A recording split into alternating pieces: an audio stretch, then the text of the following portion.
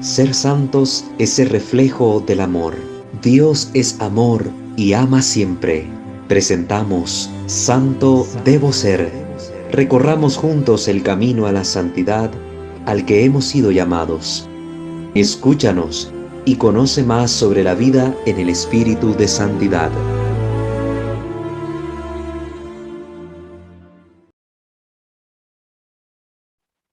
Queridos hermanos, sean bienvenidos a una transmisión más a través de este su canal, Santo Debo Ser, en el cual tenemos distintas reflexiones en el ámbito de la espiritualidad católica.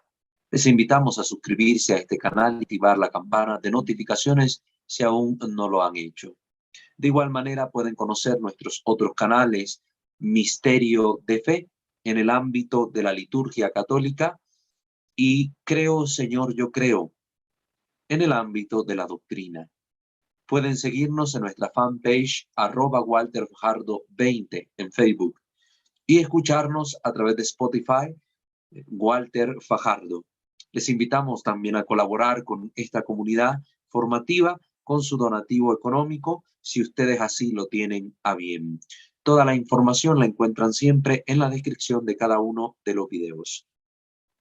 Vamos pues a comenzar nuestra sesión formativa de esta noche poniéndonos en la presencia de nuestro buen Dios.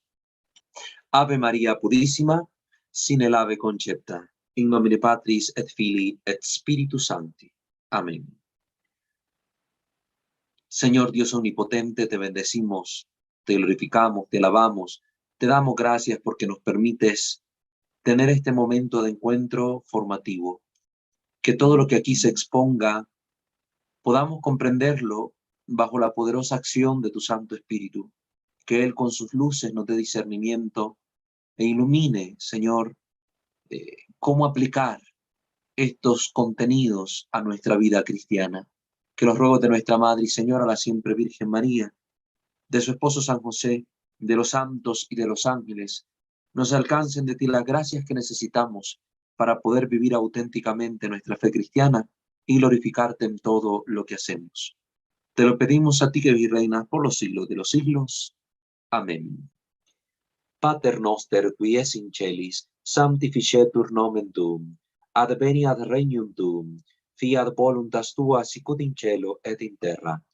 Panem nostrum quotidianum da nobis hodie, et dimitte nobis debita nostra, sicut et nos dimittimus debitoribus nostris, et ne nos inducas in tentationem, sed libera nos a malo. Amén. Ave Maria, gratia plena, Dominus tecum, benedicta tu in mulieribus, et benedictus fructus ventris tui, Iesus. Sancta Maria Mater Dei, ora pro nobis peccatoribus, nunc et in hora mortis nostre. Amén. Gloria Patri et Filio et Spiritui Sancto, sicut erat in principio et nunc et semper et in saecula saeculorum. Amén.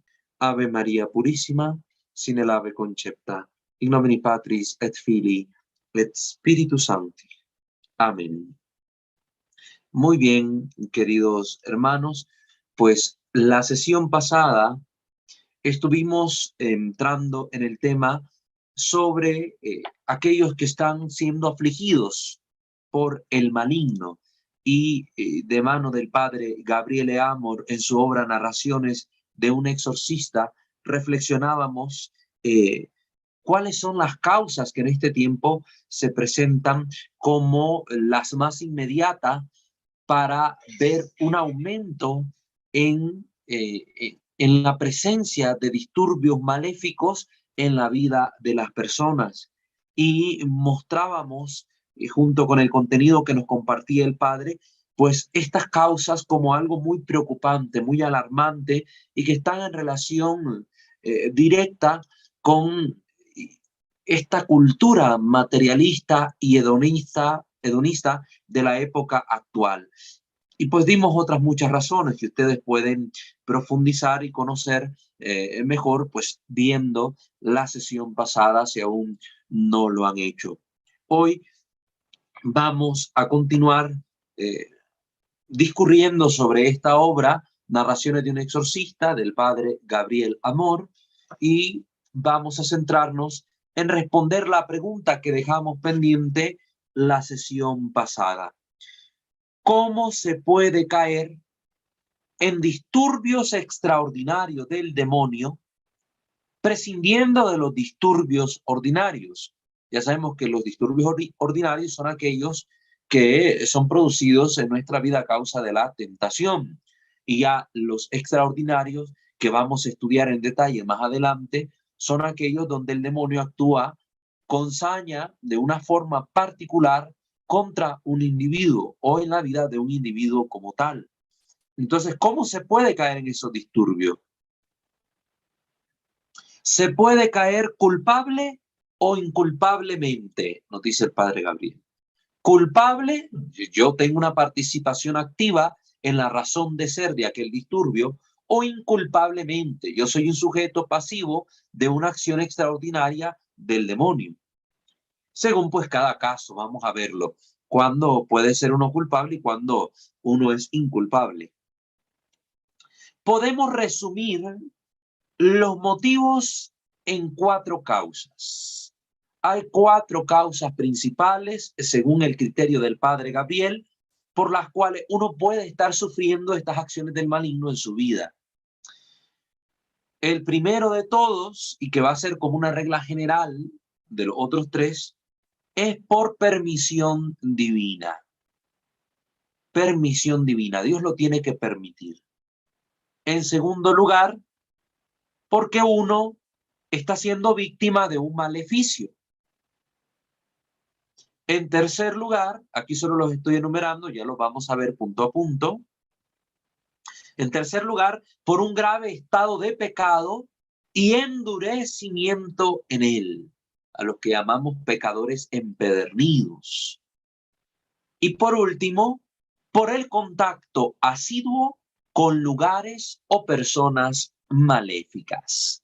Son las 4 causas que adjudica el padre Gabriel Amor para ser víctima de estos disturbios extraordinarios por parte del demonio. Ahora miremoslos en detalles, uno por uno, estas 4 causas para que podamos pues comprenderlas. La primera, por permisión divina. Queda bien claro que nada sucede sin el permiso de Dios. Nada, nada.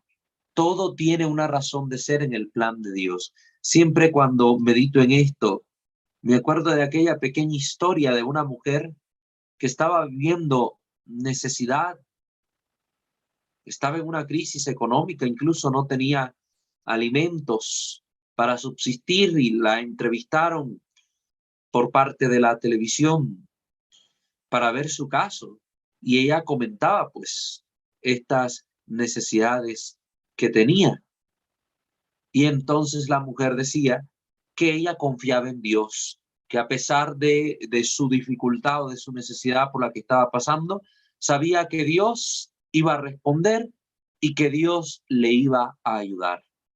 Entonces una persona satánica que estaba viendo el reportaje, en forma de burla, dijo: a esta sí la voy a fregar. Viendo los datos que ofreció la televisión, se fue donde estaba la mujer con una gran cantidad de víveres, pensando en sus adentros. Para que ésta mire que su Dios no escucha, le voy a entregar estas cosas, estos víveres, diciendo que se los envía Satanás, que quien le está respondiendo es Satanás, no su Dios. Entonces dicen que el hombre toca a la puerta de la mujer abre y le dice el hombre pues que aquí le trae toda esta despensa. Y entonces la mujer le dice que muchísimas gracias por lo que le estaba trayendo. Y el hombre dice: ¿y usted quiere saber quién se la manda? Y le dice la mujer: no me interesa saber quién la manda. Lo único que yo sé es que cuando Dios manda algo, hasta el diablo obedece. Hasta el diablo obedece. Y pues al final de cuentas, es cierta la lección, la moraleja que podemos sacar de esto. Realmente es Dios el que está detrás de las cosas, o permitiéndolas o actuando directamente en ellas. En el caso de estos disturbios que estamos viendo, decimos que hay una permisión divina. Dios permite estos estados de disturbio por una razón. Vamos a estudiar cuál puede ser esta razón.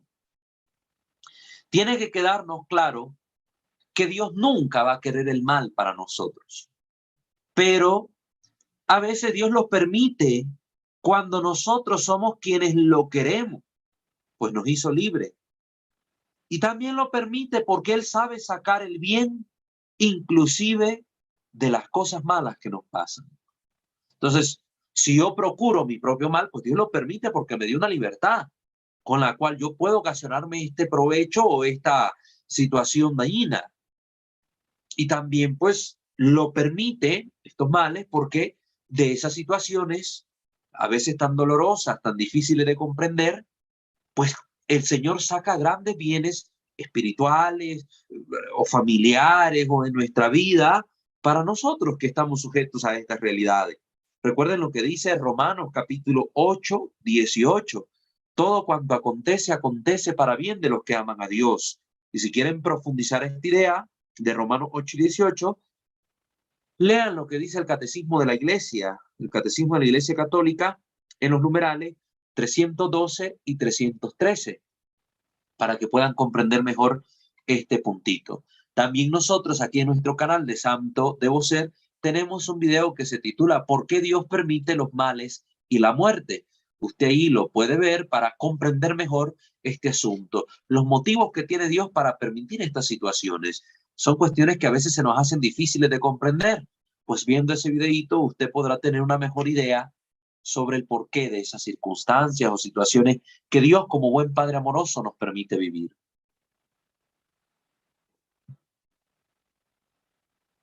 El primer caso que consideramos sobre la permisión divina tiene la característica de no intervenir ninguna culpabilidad humana, sino de tratarse solo de la intervención diabólica. El demonio procura hacer un daño, procura hacer un mal. La persona sin culpa lo va a vivir, Dios lo va a permitir. Recuerden el caso tan elocuente respecto a esto que está en la Escritura, en el Antiguo Testamento, el caso de Job. Job no tenía culpa alguna de aquellas calamidades que estaba viviendo, era el maligno quien estaba orándola. Y su familia, sus amigos insistentes le decían, no, es que tú no eres justo, alguna cosa debiste haber hecho que provoca la ira divina, alguna cosa tuviste que haber cometido y no la quieres reconocer, tú eres culpable. Y Job repetía, no, yo no he hecho nada, que he ofendido a Dios, yo no lo he hecho, no lo he hecho, y realmente no tenía culpa. Era una prueba con la cual Dios estaba glorificando, estaba humillando más a Satanás por la fidelidad y la justicia de este hombre, y que repercutiría en bien de la vida de este personaje, de Job, en un bien abundante, sobreabundante, diríamos. Así como Dios permite habitualmente la acción ordinaria de Satanás, que son las tentaciones, dándonos todas las gracias para resistir y sacando de ellas un bien para nosotros si somos fuertes, también Dios puede permitir a veces la acción extraordinaria de Satanás, posesión, disturbios maléficos, etcétera, para hacer que el hombre ejerza la humildad, la paciencia, la mortificación. Esto quiero que nos quede muy claro. Aquí lo dice perfectamente el Padre Gabriel en consonancia con la enseñanza de la Iglesia. Jesús, al enseñar a orar a sus discípulos con la oración del Padre Nuestro, les deja en claro que cuando están orando, le piden a Dios, no nos dejes caer en la tentación. No le pedimos a Dios que nos quite la tentación. ¿Por qué? Porque la tentación también se vuelve un medio adecuado para probar al hombre y hacerle crecer en las virtudes. De igualmente, estos disturbios maléficos que el Señor permite en nuestra vida, tiene por fin el hacernos crecer en las virtudes. Muchas personas, si no han vivido un disturbio de esta categoría en sus vidas, tal vez nunca se hubieran vuelto a Dios. Gente que viviendo una vejación, una infestación en sus hogares o una posesión incluso, se han acercado al Señor, a la iglesia, y han empezado un camino de vida virtuosa, de mayor piedad, de mayor fe, de práctica de la religión, más intensa que antes tal vez no tenían. Entonces, de un hombre que estaba alejado de Dios y que estaba recorriendo un camino que posiblemente terminara en su condenación, Dios, al permitirle al maligno causar este tipo de disturbios, ha logrado salvar a esta persona de una condenación segura. Y aquel que tal vez se iba a ir al infierno como un condenado más, hoy reluce su vida como un cristiano auténtico, incluso como un santo, porque hasta los santos han vivido estas situaciones complejas de los disturbios. Podemos, por tanto, recordar dos casos que podemos traer a consideración. Cuando se da una acción externa del demonio que causa sufrimientos físicos, como los golpes y las flagelaciones sufridas por el santo cura de Ars o el padre Pío, en una especie de vejación, ¿no? Ahí el demonio les causaba esta perturbación, los maltrataba, les golpeaba, pero todo esto servía para mortificar su cuerpo. Eran hombres de gran penitencia a través de los golpes del maligno, pues también seguían mortificando este cuerpo al cual ellos no estaban apegados, que cuidaban en la medida de lo posible, pero que no excedían los cuidados naturales para complacer el cuerpo, sino que sabían que este cuerpo también era un instrumento de gracia y de salvación. Entonces, ahí está un caso que podemos recordar, los sufrimientos de estos dos santos. O cuando es permitida una verdadera infestación del maligno, como los acontecimientos que sufrió Job, ¿verdad? En sus bienes materiales, ahí sufrió una acción extraordinaria del maligno que llevó a la pérdida de estos bienes que tenía, los rebaños de ovejas, los rebaños de dromedarios, el hogar, etcétera. Ahí hubo una acción extraordinaria del mal. La vida de muchos santos nos presenta ejemplos de este tipo. Entre los santos de nuestra época, cito a dos santos beatificados por Juan Pablo II. Don Calabria es uno de ellos, y la otra es Sor María de Jesús crucificado, que es la primera mujer árabe beatificada. Imagínense, esta mujer, ¿qué fue lo que vivió? ¿Qué fue lo que le sucedió? Pues la posesión solo con el permiso de Dios es extremadamente rara en comparación con alguien poseído por otro que lo maldice, ¿no? Pero en este caso, Santa María de Jesús crucificado, que vivió del 5 de enero de 1846 al 26 de agosto de 1878, es un excelente ejemplo de esta situación. En realidad fue poseída por el demonio durante su vida. La hermana María de Jesús crucificado fue beatificada por el Papa Juan Pablo II el 13 de noviembre de 1983 y finalmente canonizada el 17 de mayo del 2015 por el Papa Francisco, una santa de nuestra iglesia. La pequeña María, conocida ahora como la hermana María de Jesús crucificado, fue poseída, endemoniada, el 21 de noviembre de fue profesada el 21 de noviembre de 1871 como religiosa carmelita, una monja. Estamos hablando de aquí de una mujer que no es simple y sencillamente una laica más, una religiosa, una monja carmelita. Antes de esa acción, fue sometida a severas adversidades preternaturales. Uno de los más terribles momentos de su vida fue la posesión diabólica sufrida por un periodo de 40 días. Ella perseveró en su simple fe infantil en Dios, el Hijo, y su Santa Madre, la Virgen María. Sus recompensas eran las reservadas para los humanos más privilegiados. Estaba arreglada con los estigmas de su Salvador crucificado, levitaciones experimentadas a lo largo de su vida, transverberaciones del corazón, conocimiento de los corazones, profecías, resplandor facial. Es decir, esta monja vivió 40 días esta posesión, pero la sobrellevó confiada en Dios, con su fe infantil, su fe de una niña que se abandona en las manos del Señor. ¿Y cuál fue la recompensa de este sufrimiento y de esta fidelidad a Dios mostrada durante este periodo de sufrimiento?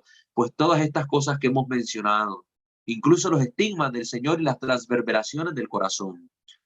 Entonces este es un caso muy claro. Otro caso que es muy conocido también en la vida religiosa, en estos ejemplos, es el de Santa Gema Galgani, que también vivió los ataques del maligno de una forma terrible. Y también es Santa Catalina de Siena, si no estoy mal, otra que sufrió estos ataques del maligno.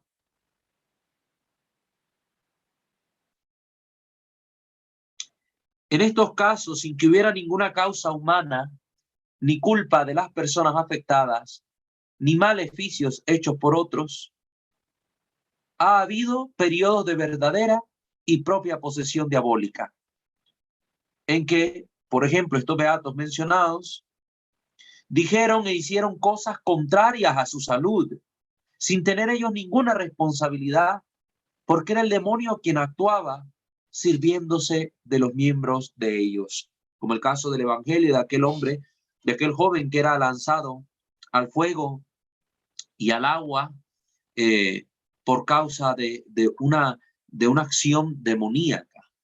¿Verdad? Hay que tener cuidado ahora con estas interpretaciones modernas que se dan por parte de algunos estudiosos de la Sagrada Escritura, donde, como ya hemos denunciado en estas formaciones, se pretende reducir estos relatos auténticos del Evangelio a meras expresiones imperfectas de estados psicológicos vividos por los individuos atormentados que aparecen en los evangelios. Por ejemplo, si nosotros buscamos en el nuevo diccionario de liturgia de las ediciones paulinas y buscamos este fenómeno de los exorcismos, la posesión, ahí vamos a ver que el autor de esa sección del texto reduce todo el ámbito de la acción demoníaca en la escritura a una forma imperfecta de expresarse de los autores sagrados, que no pudiendo conocer terminología científica propia de la ciencia de la psiquiatría, pues utilizaron fenómenos, utilizaron figuras que permitieran velar de cierto modo estas experiencias psíquicas de los individuos y presentarlas como la acción de un demonio. Entonces las llamas, el agua, son fuego, son pasiones reprimidas, o un hijo que está sufriendo un abuso por parte de su padre, y entonces estas cosas son manifestadas desde el silencio por este joven con un comportamiento alterado que lo hace hacerse daño a sí mismo como una manera de llamar la atención, y es un grito silencioso de parte de este pobre niño del evangelio. Por esa línea se van muchos autores modernistas, y le llamamos modernistas porque pertenecen a esta herejía de nuestro tiempo denunciada por el Papa San Pío X, el modernismo, autores de la talla de Ansel Grün, ¿verdad? Este monje benedictino alemán que tiene obras muy populares y vendidas, por desgracia, en múltiples librerías católicas. Ansel Grün. Yo les recomiendo de ese autor no leer nada. Mejor apartarse. En la doctrina, irse por lo sano, que basta una gota de veneno en un vaso de leche para hacer intomable todo el vaso. Así que esas obras, con estas ideas modernistas, mejor apartarlas.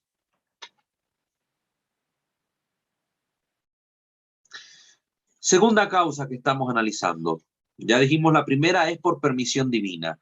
Ocurren estos disturbios por acción del demonio y Dios lo permite para sacar pues ventaja de esta situación, un bien mayor para la persona, sobre todo el ejercicio de las virtudes como la humildad, la paciencia y la mortificación. Pero la persona no tiene una culpa directa de lo que está viviendo. Una segunda causa es cuando se sufre un maleficio. Tampoco aquí hay una culpa directa de la persona. También hay un tercero haciendo un daño, pero la persona pues, es inocente en este sentido. En este caso no hay culpa de parte de quien es víctima de este mal, pero hay un concurso humano. O sea, hay culpa humana de parte de quien hace o de quien ordena a un mago, a un hechicero, a un brujo, el maleficio. Aquí me limito, dice el padre Gabriel, a decir que el maleficio es hacer daño a otros mediante la intervención del demonio. A esto se le llama maleficio. Cuando alguien hace daño a otra persona por medio del concurso de los demonios, de la intervención de los demonios. Puede ser llevado a cabo de muchos modos. El maleficio tiene múltiples maneras de presentarse, bajo la forma de ligaduras, mal de ojo, maldición. Pero digamos de una vez que el modo más usado es el de la hechicería. Y afirmo además que el hechizo es la causa más frecuente que encontramos en aquellos que son afectados por la posesión o por otros disturbios maléficos. La hechicería, hermanos, esto es real. Esto es real.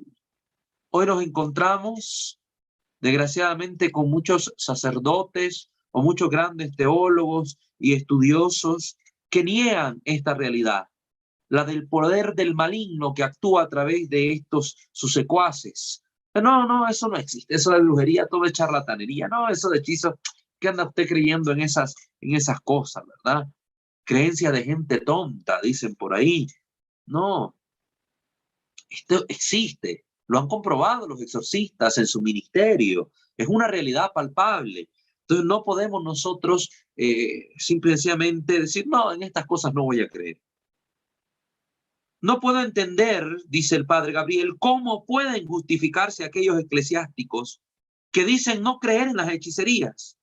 Y menos aún puedo explicarme cómo pueden defender a sus fieles si eran afectados por estos males. ¿Qué hacen estos sacerdotes que prefieren hacerse de la vista gorda respecto a este tema? No, pues esta persona está loca, ¿verdad?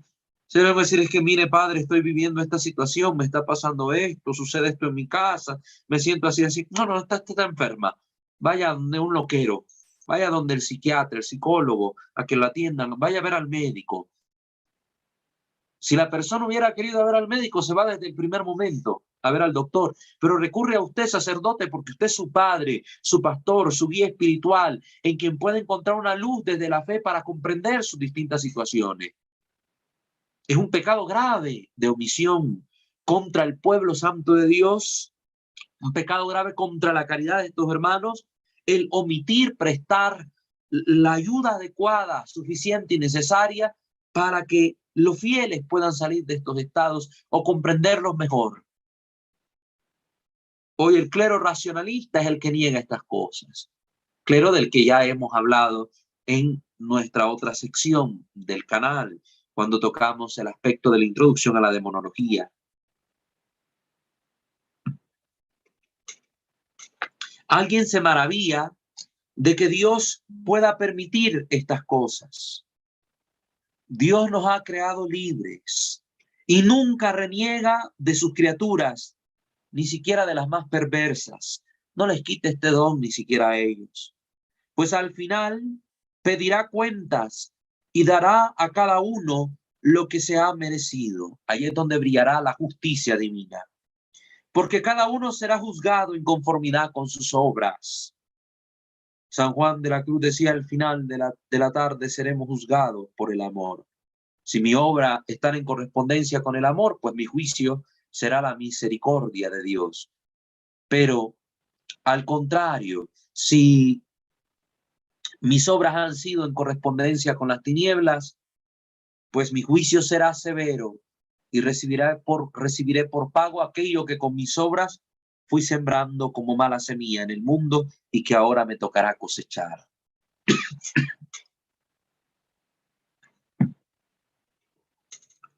Entre tanto, podemos usar bien de nuestra libertad y tendremos mérito de ello, o usar mal nuestra libertad y entonces, en vez de mérito, tendremos culpa. Podemos ayudar a los demás y podemos hacerle daño con muchísimas formas de atropello. Para citar una de las formas más graves, puedo pagar, dice el Padre Amor, puedo pagar a un asesino a sueldo, a un sicario, diríamos por acá, para que mate a una persona. Dios no está obligado a impedirlo. Así puedo pagar yo a un brujo, a un hechicero, a un mago, para que haga un maleficio contra una persona. Entiéndase mago aquí en el ámbito de la brujería, no estos magos de shows infantiles que andan sacando conejos del sombrero. No. Mago con referencia a la persona que practica la magia tal cual, la magia negra, como decimos. Dios no está impedido, no está obligado a impedir todas estas cosas, aunque de hecho muchas veces las impida. Por ejemplo, quien vive en gracia de Dios, quien ora más intensamente, está mucho más salvaguardado que quien no es practicante, o peor aún, que quien vive habitualmente en estado de pecado. Hay que entender que la vida de gracia se vuelve como esta coraza con la cual Dios me protege, me envuelve. Su amor, recuerden que la gracia es la comunicación de la vida divina al alma. Entonces, el alma que está en gracia, que está compartiendo esta vida divina, se halla protegida contra las acechanzas del mal. Solo en raras ocasiones, como ya hemos mencionado en el primer punto, a una persona que incluso vive en gracia y ora mucho, Dios le permite estos estados por un bien mayor, para testimoniar su acción, su fuerza, etc.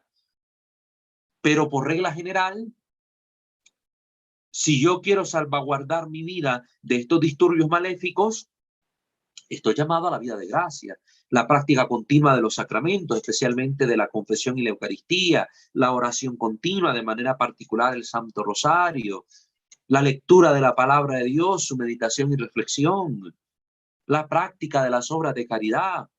Viviendo yo de esta manera, pues aunque haya un ejército detrás queriendo hacerme tanto daño, la gracia me envuelve y me protege. Podríamos decir que es como una especie de aceite por el cual se me resbala todo esto, o una especie de capa protectora en la cual rebota toda esta acción de la gente maléfica. Pero hay que vivir en gracia. Y mucha gente quiere que cuando estén viviendo estos estados de perturbación, de disturbios maléficos, pues el sacerdote con una oracioncita y tocándole la cabeza ya lo libre de todo mal. Pero la persona no quiere cambiar su vida, quiere seguir en una vida degenerada, en una vida contraria a los mandamientos del Señor, en una vida sin oración, y ya ir al cura, pues ya que me ore, me eche agua bendita y yo ya quedar curado. Primer requisito, la conversión. Conviértanse, el reino de los cielos ya está cerca, dijo el Señor. El reino está acá. Convirtámonos. Ese es el primer requisito, la conversión, volver a Dios. Si yo no vuelvo a Dios, y entonces ¿para qué le pido ayuda a Dios si no creo en Él? Si no quiero vivir conforme a Él, a su voluntad. Es una locura. Finalmente, añadamos algo que repetiremos siempre. El campo de las hechicerías y de los demás maleficios es el paraíso de los embaucadores. Pues sí, la hechicería existe, la brujería existe, todo este daño sí existe. Pero la mayoría de esta gente que ofrece sus servicios para perjudicar al resto son puros charlatanes, embaucadores que hacen negocios con la credulidad de esta pobre gente ignorante. Los casos verdaderos son una pequeñísima porción en relación con las falsedades que reinan en este sector. Este campo, además de prestarse con gran facilidad para los embustes, se presta también muchísimo para las sugestiones, las extravagancias de las mentes débiles. Por eso es importante que el exorcista esté en guardia, pero que también lo estén las personas de buen juicio. Cuidado, cuánta gente va a dejar su dinero ahí, donde esos brujos, esos charlatanes que les van pidiendo dinero y dinero y dinero. Aquí va a volver a salir ese tema, va a volver a salir ese tema.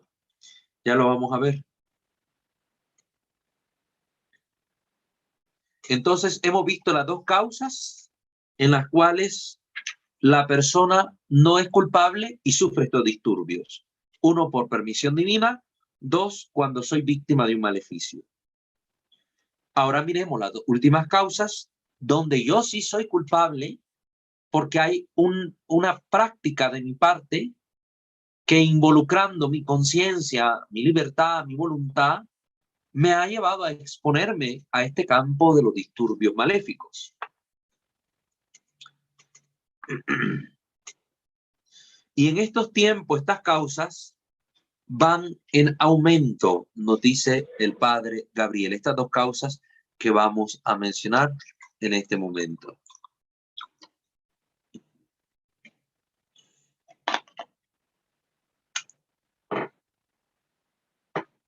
Actualmente está creciendo el número de las personas golpeadas por el demonio. En la raíz, la causa básica es siempre la falta de fe. Ya lo mencionó el padre Gabriel. Donde la fe decrece, aumenta la superstición. La falta de fe. Mientras más falta la fe, más aumenta la superstición. Es un hecho, por así decirlo, cuasi matemático. Pero la causa de la que estamos hablando acá es un grave estado de pecado y de endurecimiento en el mismo. De esto es lo que no se quiere dar cuenta a las personas, que el pecado es peligrosísimo para con nosotros. Pensamos, es que yo no me voy a confesar, a mí no me gusta confesar. ¿Para qué voy a estarme confesando con el Padre? Aquí le pido perdón yo a Dios en mi casa, aquí le rezo, voy a misa de vez en cuando, con eso me basta. No, hermano, si usted está en una práctica de pecado, un pecado grave, termina degenerando esto en un vicio, en una conducta arraigada, que corta toda la relación con Dios. El pecado mortal, por eso se llama mortal, de muerte, mata la vida divina en la persona. Es decir, impide a la gracia, que es la vida de Dios, entrar en uno. Entonces, yo, aunque no esté diario cometiendo un pecado mortal, pero si tengo un pecado mortal en mi vida, aunque lo haya cometido hace 10 años, ese pecado mortal ha roto la relación con Dios. Entonces, todos los méritos que yo hubiera podido alcanzar en estos 10 años, desde aquel pecado mortal hasta mi hoy, yo lo he perdido. Ningún mérito tengo por ninguna buena obra realizada. No gano mérito porque el pecado mortal mata ese mérito en mí, porque hay una culpa que persiste. Así de grave es el pecado. Y de esto no soy consciente. La persona solo recupera el mérito de todas las buenas obras practicadas cuando se ha confesado y el Señor ha sanado esta herida y la relación con Dios se restablece. Entonces la gracia viene a actuar en mí y sí se suman retroactivamente, podemos decirlo, todos estos méritos a mi vida por el amor y la misericordia de Dios. Pero mientras yo no busque la confesión y me mantenga en este estado de pecado grave, pues yo no tengo ningún mérito por ninguna buena obra realizada. Y es más, estoy en manos de Satanás. Me estoy exponiendo a la acción del maligno, porque ahí donde no reina la gracia, que es la vida de Dios, pues reina la acción del maligno. Entonces estoy dejando al demonio actuar libremente en mí porque la gracia no me protege, porque yo he rechazado a Dios en mi vida, porque no quiero que su gracia habite, porque aunque yo en mi mente diga, no, si yo creo en Dios, si yo lo busco, si yo lo amo, lo que tú piensas es una cosa, pero la realidad de tu vida es otra. porque tus obras, tu testimonio, tu ser entero dice lo contrario. Entonces, eso lo tenemos que tener claro. No se confundan, hermanos, asistamos a la confesión. Entonces, un grave estado de pecado y de endurecimiento en el mismo es la tercera causa que ocasiona en mi vida culpablemente, en esta ya estamos hablando de las culpables, culpablemente la acción del demonio en su forma extraordinaria. Creo que el Evangelio nos presenta un ejemplo emblemático en la figura de Judas Iscariote. Era ladrón. ¿Quién sabe cuántos esfuerzos hizo Jesús por amonestarlo y corregirlo? Y recibió solo rechazo y endurecimiento en el vicio. Y era un vicio que tenía él. Buscaba cómo robarse el dinero que entraba a la bolsa, dice el Evangelio. Varias veces nos dice el Evangelio que Judas era ladrón. Es decir, era un estado de pecado en el cual él se había endurecido. Hasta que llegó al colmo en el endurecimiento del pecado, cuando su avaricia de dinero lo lleva a vender al maestro, a Jesús. Le dice al Sanedrín, Mateo 26:15, ¿qué me queréis dar? Y os lo entregaré. Y pactaron darle 30 monedas de plata. Por 30 monedas de plata. Su Dios era el dinero, su vicio era el robo, su vicio era la avaricia. Endurecido en este pecado, termina incluso despreciando al maestro. Tenía a Dios enfrente, tuvo al mejor maestro, a la mejor guía delante, tuvo al Dios mismo que le habló al corazón, escuchó los mejores discursos, fue testigo de los milagros de Jesús. Y aún así, por haberse endurecido en un pecado, termina traicionándolo. Y así leemos aquella frase tremenda durante la última cena en Juan 13:27. Y entonces entró en Judas Satanás. Entró en él Satanás. ¡Qué duro! Entró Satanás porque su corazón había preferido más el dinero, los bienes de este mundo, etcétera, su pecado antes que Jesús. ¿Cuántas personas están endurecidas? ¿Cuántas personas están endurecidas en el pecado, en la pornografía, en la masturbación, por hablar de pecados morales, sexuales, en el odio, en el rencor, en la ira? Están mencionando pecados que son capitales, cabeza de otros pecados más, de familias de pecado, pecados mortales. ¿Cuánta gente está arraigada en la mentira? Se le olvida que Jesús ha dicho que Satanás es el padre de la mentira. Tienen a Satanás por padre y les encanta mentir para todo. ¿Cuántos están arraigados en la pereza o en la soberbia? No lo ven. Y por esta práctica continua de un pecado, de un acto malo que degenera en vicio, pues Satanás va entrando en estas personas.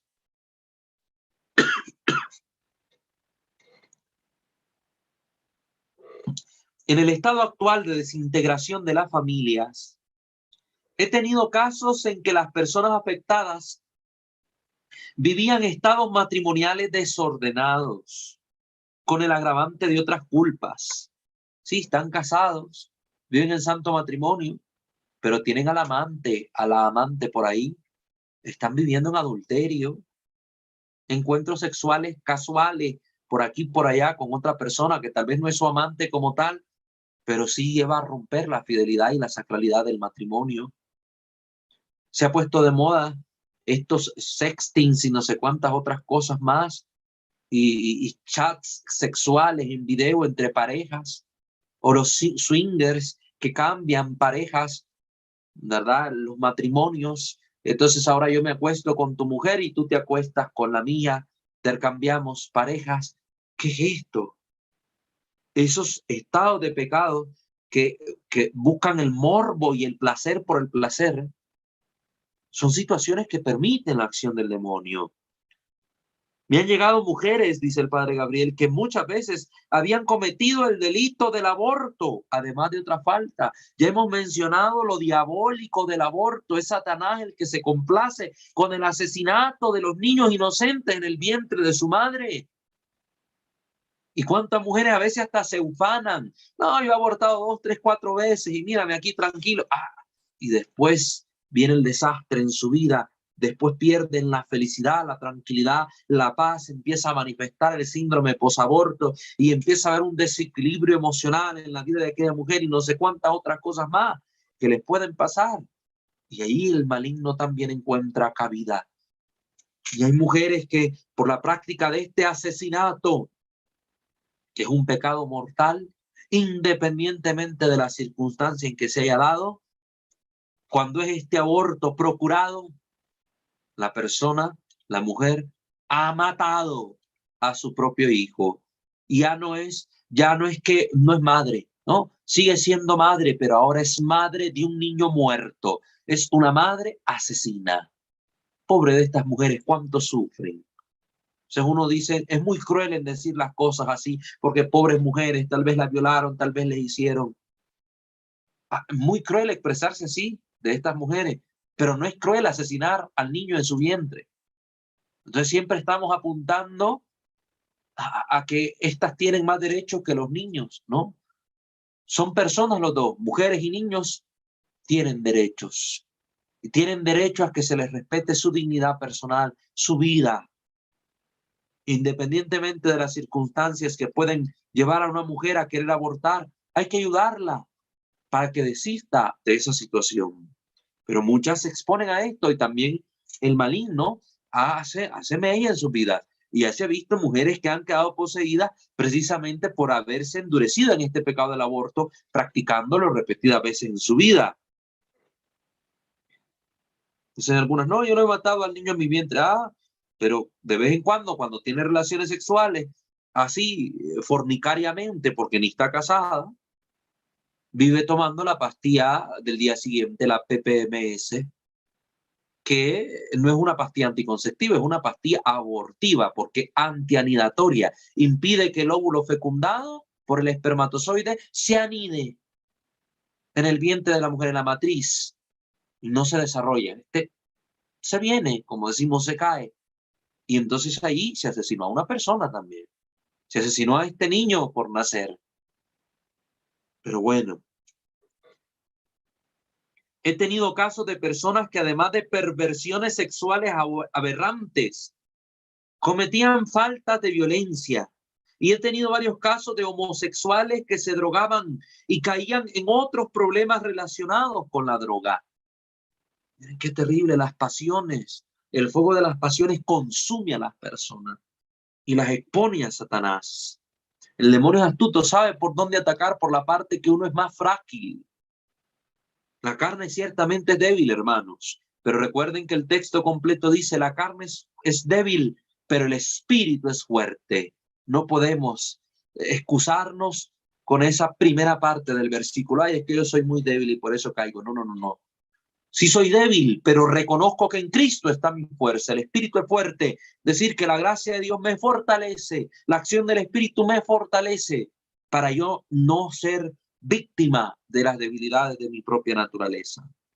En todos estos casos, me parece casi inútil decirlo, el camino de la curación comienza por una sincera conversión. Convertirse al Señor, esto es lo más necesario. Cuarta causa, ¿verdad? La segunda causa donde yo sí soy culpable, ¿verdad? Es la visita a lugares o personas maléficas. Con esta expresión he querido referirme a la práctica o asistencia a sesiones espiritistas, de magia, a cultos satánicos o esotéricos, a sectas que tienen su culmen en las misas negras y las misas rojas, prácticas de ocultismo, visitar magos, hechiceros, cartomantes, quiromantes, los lectores de cartas, de mano, etcétera. Recuerden que todo esto es pecado mortal contra el primer mandamiento de la ley de Dios. Les invito a que se lean en el Catecismo de la Iglesia Católica todos estos pecados contra el primer mandamiento a partir del numeral 2110 al 2128. 2110 al 2128. En específico, esto de la adivinación y la magia se encuentra en el numeral 2115 al 2117, ¿verdad? Esos numerales. esos 3 numeralitos, ahí pueden encontrar esta parte de la adivinación y la magia en el catecismo de la Iglesia. Todas estas son formas que ponen al peligro de incurrir en un maleficio. Tanto más cuando se quiere contraer un vínculo con Satanás, pues existe la consagración a Satanás. Así como nos consagramos a Dios por el bautismo, así también hay una consagración a Satanás. El pacto de sangre con Satanás, la participación en escuelas satánicas y el nombramiento de sacerdote de Satán. Terrible. Y hemos visto testimonio de sacerdotes satánicos convertidos a la fe en Cristo Jesús y todo lo que cuentan que tienen que hacer como ritos iniciáticos y todo lo que practicaban durante las misas rojas o negras. Lamentablemente, en aquel entonces, ¿verdad? Dice el padre, de 15 años para acá se trata de unas formas que van en aumento. Eso lo dijo, ¿verdad? Yo tengo aquí en mi mano la 4ª edición del 2008. Ya estamos en el 2022, 14 años, hace más de 30 años, dijo el padre estas palabras. Ahora en 3 décadas esto ha aumentado terriblemente. La gente se desvive por estas prácticas esotéricas. En cuanto al recurso a magos y similares, presento un caso rebelde a todo tratamiento, ¿verdad? Una enfermedad que no se quiere curar. O ve que todas las cosas que emprenden le salen mal. Entonces esta persona piensa que tiene algún maleficio que lo bloquea. Visita a un cartomante, a un mago, a un chamán, y este le dice, usted tiene una hechicería, lo han embrujado, le hicieron un mal.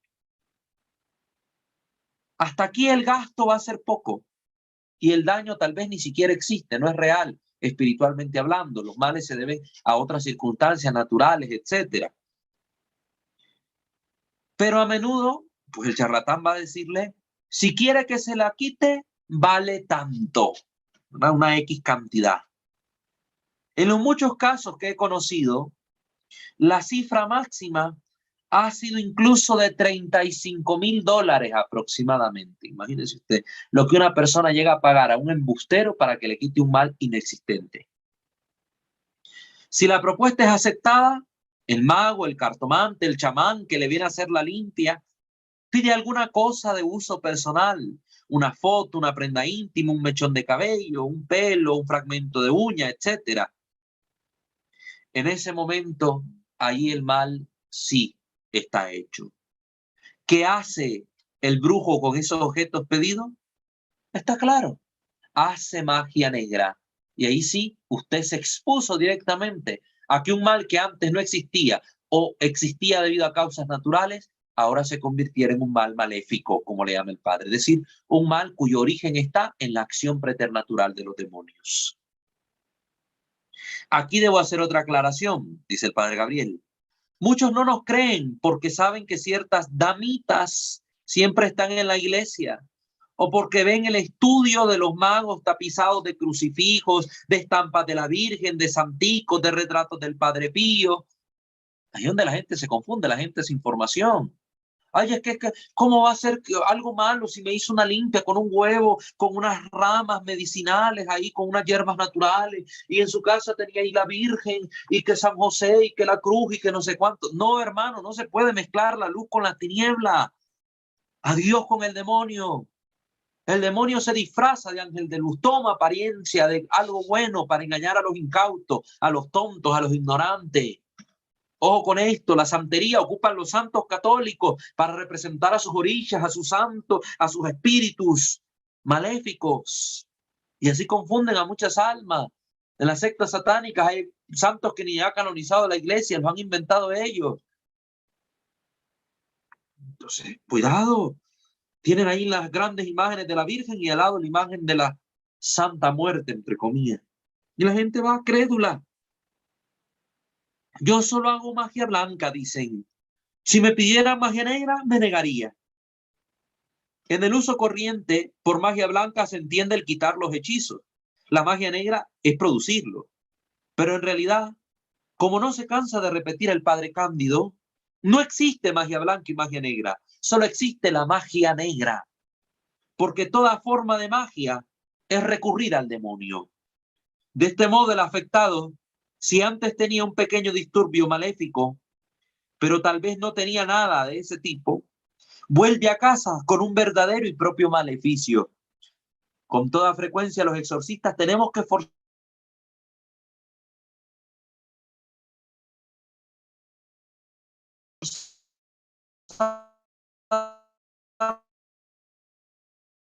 Esto pasa.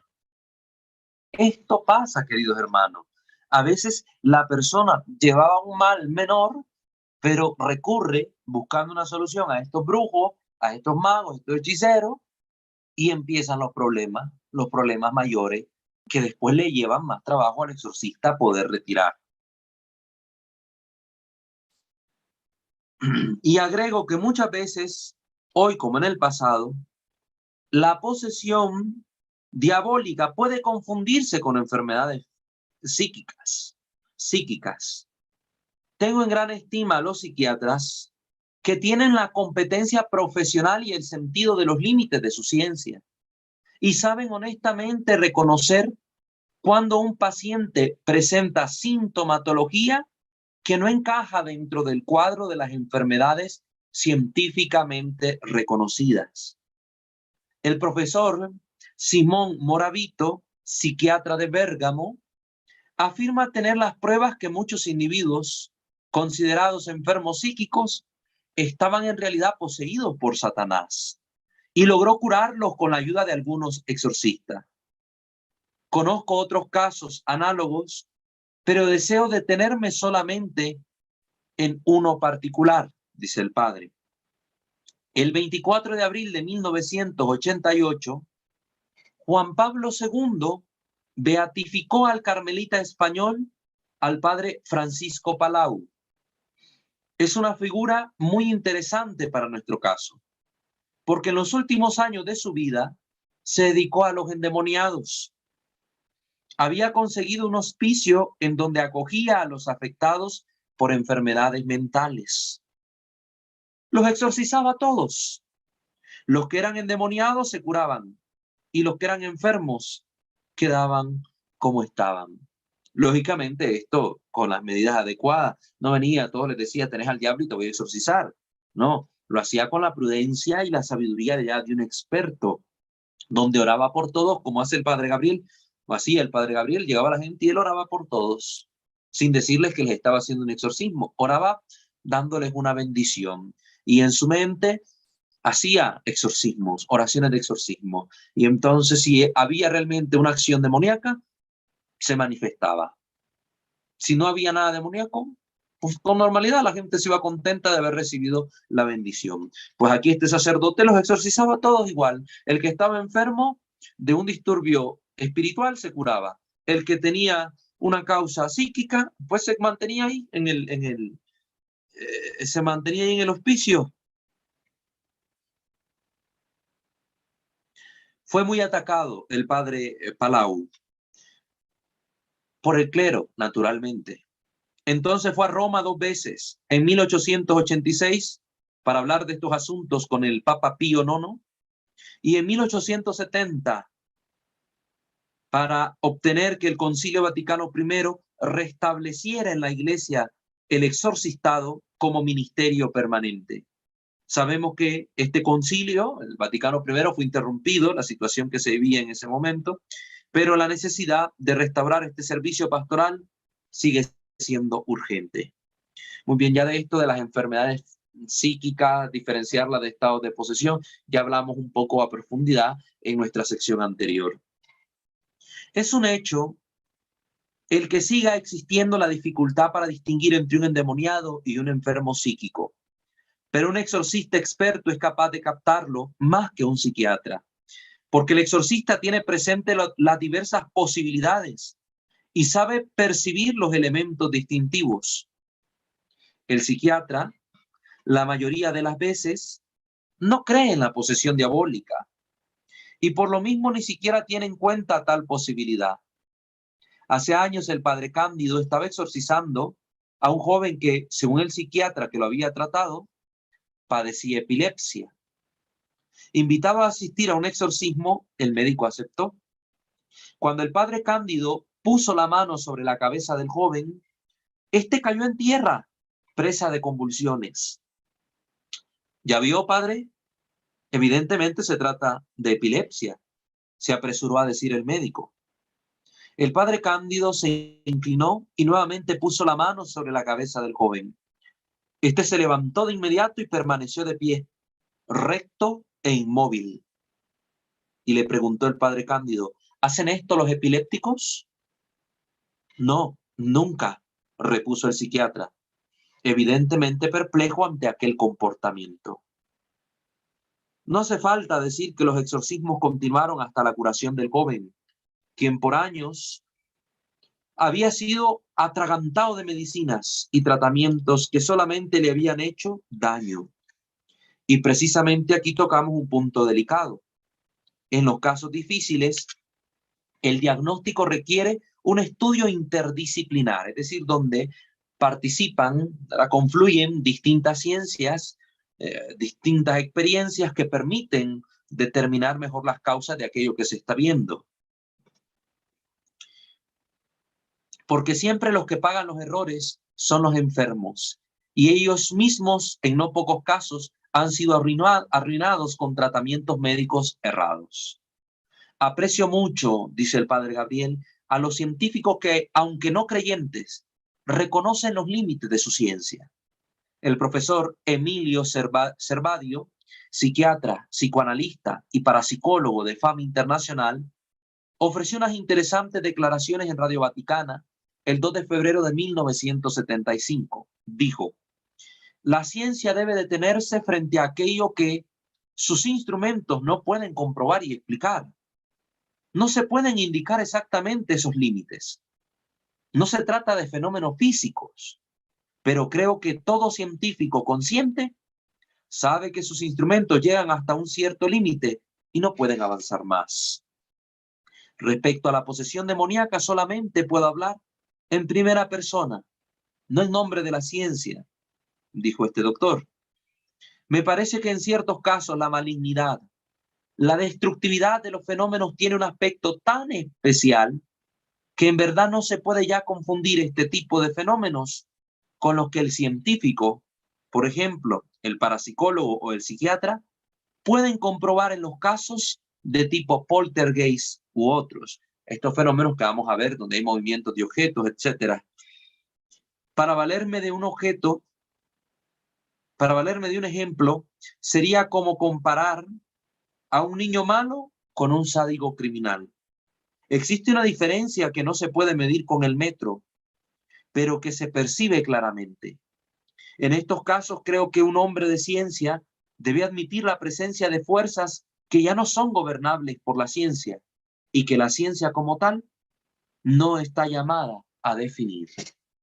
Con eso concluía su intervención el profesor Emilio Servadio y con eso pues cierra también el capítulo pues el padre Gabriel Amor en su obra Narraciones de un exorcista.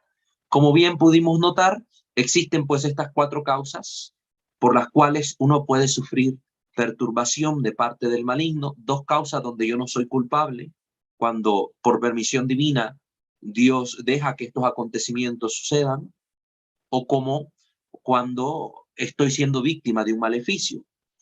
Y en segundo lugar, las últimas 2 causas, cuando sí hay una culpabilidad directa de mi persona, cuando me expongo a situaciones, prácticas esotéricas, mágicas, etcétera, o cuando yo me mantengo en un estado de pecado, me he endurecido en un pecado que mata en mí la presencia de la gracia divina. Entonces, esas son las causas que el padre pues adjudica en su opinión profesional como exorcista de tantísimos años, ¿verdad? Con esto concluimos la sesión de este día. Les invitamos a suscribirse a este canal y activar la campana de notificaciones. Santo Debo Ser. Visitar nuestros otros 2 canales, Creo Señor Yo Creo y Misterio de Fe. Seguirnos en Facebook, @WalterFajardo20. Escucharnos en Spotify como Walter Fajardo. Y también pueden colaborar con esta comunidad, pues económicamente, con la información que les proveemos en la descripción de cada uno de nuestros videos. Muy bien, queridos hermanos, ahora les escuchamos a ustedes. No sé si de los que están conectados en Zoom alguno quiera hacer una pregunta, o si hay alguien en YouTube, pues que quiera hacer un comentario, o escribirnos alguna interrogante o enviar sus saludos, pues en la cajita de comentarios lo puede hacer.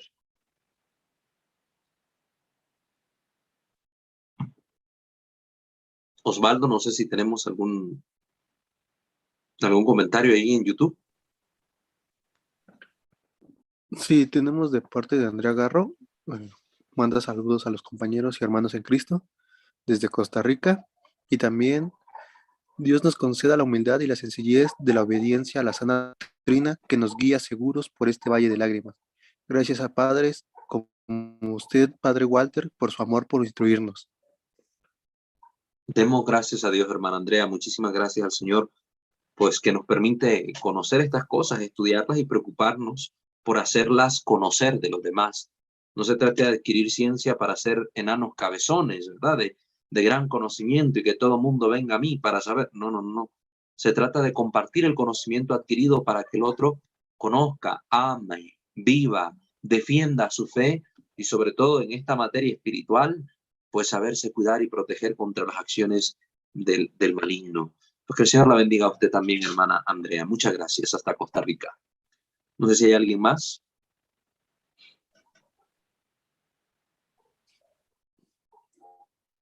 También en YouTube, de parte de Luz Otelo, tiene una pregunta.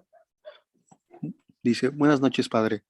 Entonces, esas personas que dicen que ellos hacen curaciones para bien, ¿es lo mismo magia blanca o negra?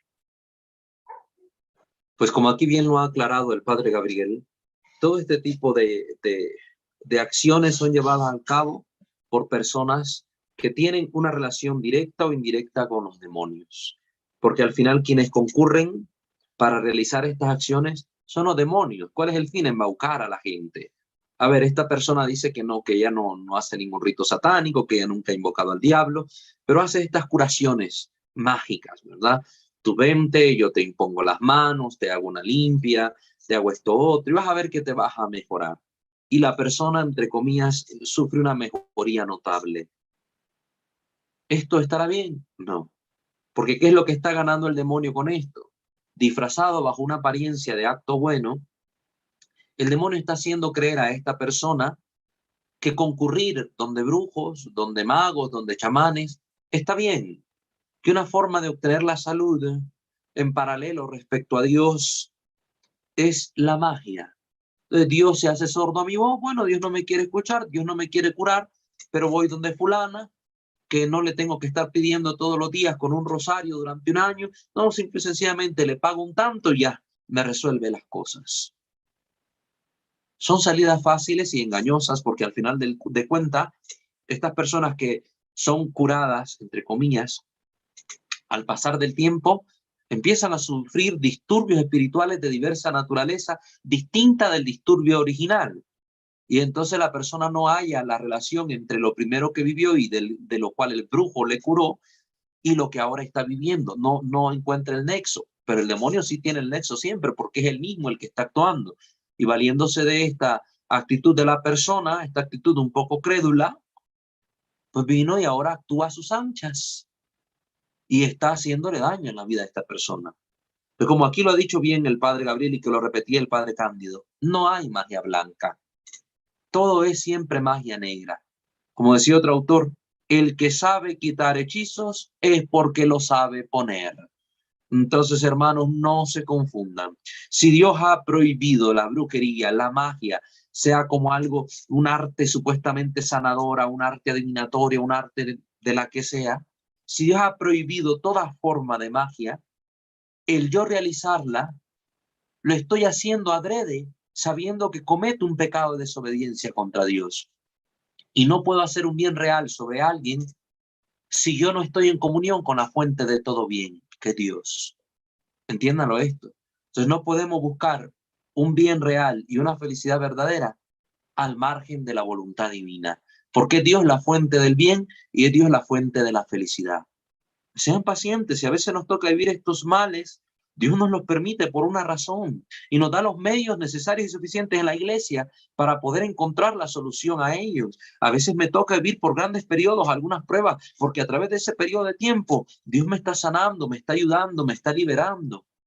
Entonces a veces yo quiero robarle a Dios esa posibilidad de ayudarme cuando yo busco estas salidas inmediatas, estas salidas rapiditas. Entonces hay que tener mucho cuidado, hay que tener mucho cuidado sobre esto. Muy bien, no sé si alguien aquí en Zoom tenga algún comentario, alguna pregunta.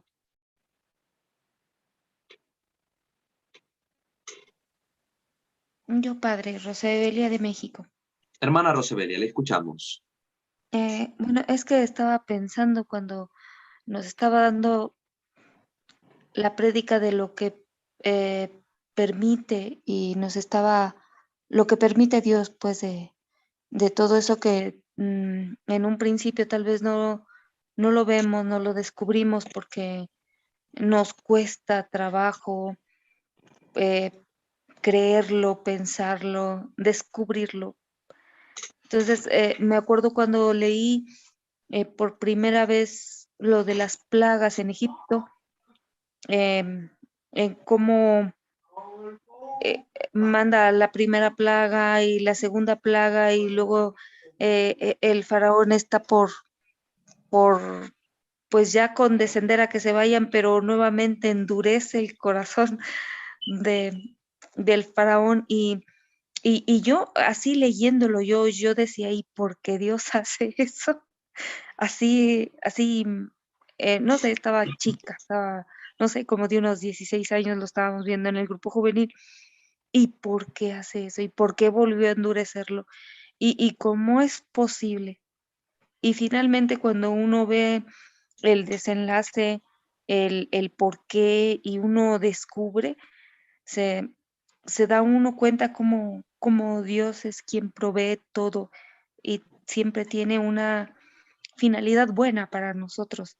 Nada más que siempre es de alguna manera difícil saberlo encontrar si no lo conocemos, si no, si no sabemos quién es Dios. En eso estaba pensando cuando nos estaba predicando eso, Padre. Entonces, muchísimas gracias, Padre. Claro que sí, hermana. Pues sí, ciertamente tenemos que ir profundizando estas cuestiones, ¿no? Poquito a poco ir conociendo cuál es la voluntad de Dios al permitir estas situaciones en nuestra vida. La humildad, la sencillez, el abandono, a veces solo florecen en medio de las situaciones adversas y por eso Dios nos permite vivirlas. El pueblo tuvo que aprender a reconocer quién era el Dios que lo estaba sacando de Egipto. Venían de una situación difícil, donde por sus pecados también habían caído en esa situación de esclavitud y donde pues tal vez la fe en Dios había mermado un poco en el pueblo, que habían dicho, ¿cómo es que adoramos al Dios verdadero y nos permite esta esclavitud? Y para manifestar el poder de este Dios, pues el Señor realiza todas estas obras maravillosas que vemos a través de las plagas para poder hacerle conciencia al pueblo de que su poder es real y que si realmente eran esclavos había una razón detrás y que ahora Dios los estaba llamando a que vivieran su voluntad. Entonces, endureciendo el corazón del faraón, pudo realizar una serie, una múltiple, abrió un abanico, mejor dicho, de plagas distintas que todas tuvieron por finalidad manifestar el gran poder de Dios, manifestar la autoridad divina y manifestar quién era este Dios que los estaba llamando a ser su pueblo. Entonces tiene toda su razón de ser en nuestra vida, toda su razón de ser en nuestra vida cuando Dios lo permite. Lo que tenemos que tener es la capacidad de que a la luz del Espíritu Santo podamos hacer una lectura de estas situaciones que hemos vivido para comprenderlas a la luz de Dios y según la voluntad de Dios. En esto nos ayudan mucho los exámenes de conciencia para analizar también nuestra vida, nos ayuda la reflexión, nos ayuda la guía de un director espiritual y sobre todo la lectura de la Sagrada Escritura, de mano de la oración cristiana. Entonces, muchas gracias, hermana Rosebelia, también por su participación. No sé si alguien más quiere preguntar algo.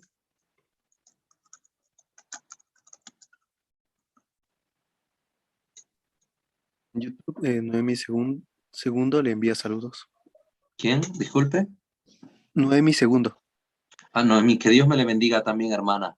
Que Dios me le bendiga a usted también y a toda su familia. De mi parte, un fuerte abrazo. Muy bien. Ok, entonces no sé si alguien más en Zoom quiere intervenir, quiere preguntar algo.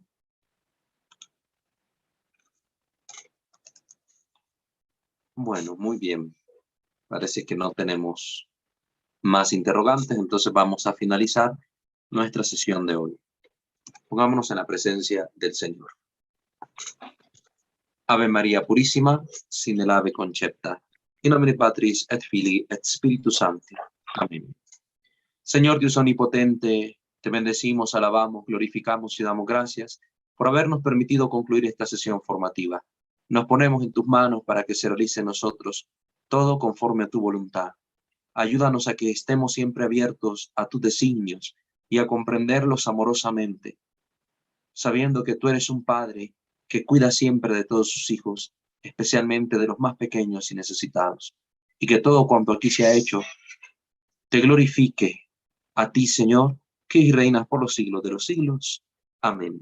Sub tuum presidium confuimus Santa Dei Genetrix, nostra deprecationes ne desficias, in necessitatibus, sed a periculis cuntis, liberanos semper, o Virgo gloriosa et benedicta. Amén. Sancte Micael Arcangele, defendenos in prelio, contra nequitia insidias diaboli est presidium, impere dili Deus supplices te precamur, tuque princet milice celestis, Satana galiosco spiritus malignos, mea perditionem animarum pervagantur in mundo, divina virtute in infernum detrude. Amen. Angele Dei, qui custos es mei, metivi commissum pietate superna, illumina, custodi, reie et governa. Amen. Ave María Purísima, sin el ave concepta. In nomine Patris et Filii et Spiritus Sancti. Amén.